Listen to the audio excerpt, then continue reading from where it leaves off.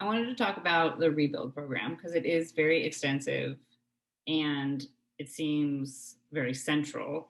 Um, you know, I look at you as an architect in this movement, and I see the Rebuild project as a very clear blueprint.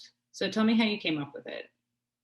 I was working in construction in Oakland, matter of fact, and this was during Jerry Brown when he was the mayor there. And he was talking about the revitalization of Oakland program. And at the time, I didn't really understand gentrification, all that type of stuff. Again, I hadn't been to the county jail at this point and learned all that stuff. And so I'm out here, I'm working in construction. I mean, I'm doing grants, I'm working with contractors. And remember, this is this kid who just came out of prison, on a death penalty case. And now here it is. I got a scholarship for real estate development. I'm a foreman on a real estate team, construction crew. And so when Jerry Brown got to talking about revitalizing Oakland, you know, at that time they were talking about the historical properties and the matching grants and stuff. And that's how I the seed was planted then. And what was really remarkable about that seed was I remember, and I'll never forget, I'm sitting on the site one day and I watched this guy come up and he's talking with one of the owners about some services that he could possibly provide for the project. And he was very ecstatic about the fact that we were revitalizing this property. And he said it was good for the community. And he how can we get in here and help you guys out to bring this program forward? So later that evening, me and one of the bosses was talking about how, anytime you're doing something good in the community, people want to be part of the success story. So I started to notice how all these different people in the community, whether they was painters, plumbers, carpenters, whatever, just had these, odd skill sets that were looking for work. And so it was interesting because a lot of our crew were people who were locally from the community. I mean, we had everybody from the dude who was recently paroled from prison like me to the drug addict, everybody working to put this property back together. And so after we refurbished the property, I eventually became the on-site manager. And this was like another level for me because here it is. I actually have a stake in the development of this property because I actually helped refurbish it.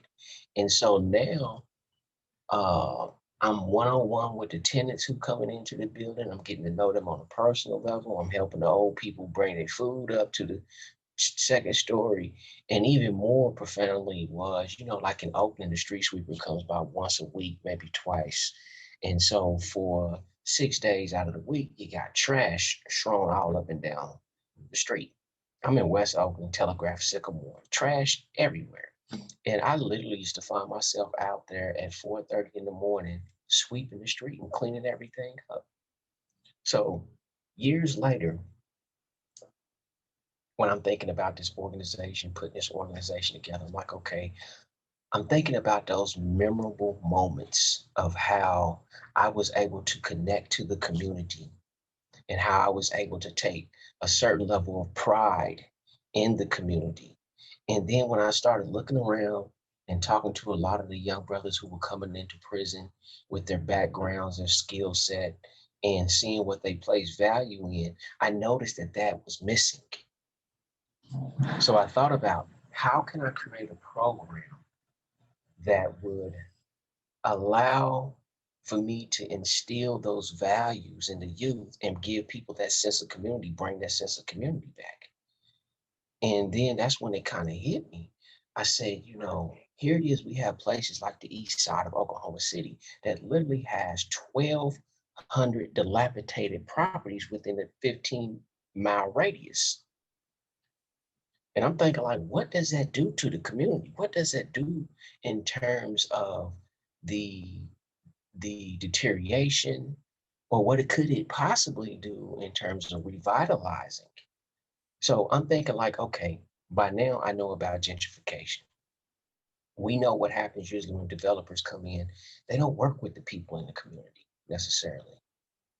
or they'll put a small percentage of, say, affordable housing for the community, which would be like, 10%, 5 to 10% of the units will be for affordable housing. And so when I started looking at the rebuild community, I didn't think about just the housing. I thought about the people. And I thought back to when those people were coming up to us and saying, hey, we have services to offer, or we're local carpenters. And these are people that needed jobs. These were people that was looking for work despite whatever their fix was or whatever in life. They were actually trying to do something legitimately to not only assist themselves, but build the community up. These are the people that we stereotype and stigmatize. And so I'm like, okay, what better way to get the people involved than in a revitalization type of program? Not revitalization in terms of structures like what Jerry Brown was talking about with the old Sears building and all that, but more so with giving the people a sense of hope and dignity to where they would be like me out there at 4:30 in the morning, sweeping the floor and cleaning up the community. When you look at the Rebuild Project through an abolitionist lens, that idea that you employ people in the community to build a community and then find pride not only in that work, but in no longer like dilapidated homes, you get a sort of, like you said, a revitalization that goes beyond just the brick and mortar production.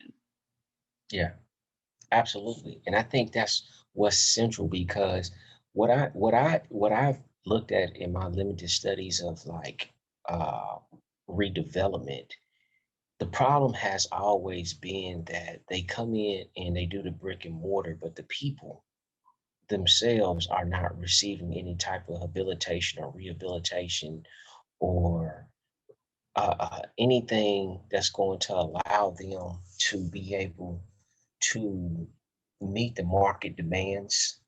If that goes back to that community garden, and see, there's something that's symbolic about the community gardens that we need to really put emphasis on. And this is something that my grandfather taught me on the farm. When you cultivate the soil and you plant the seeds and you nourish those seeds, you produce what you need to sustain life. And when we think about our youth in these communities, what we're not doing is cultivating the soil around them. The soil is sterile, it's stagnated with blood and bullets.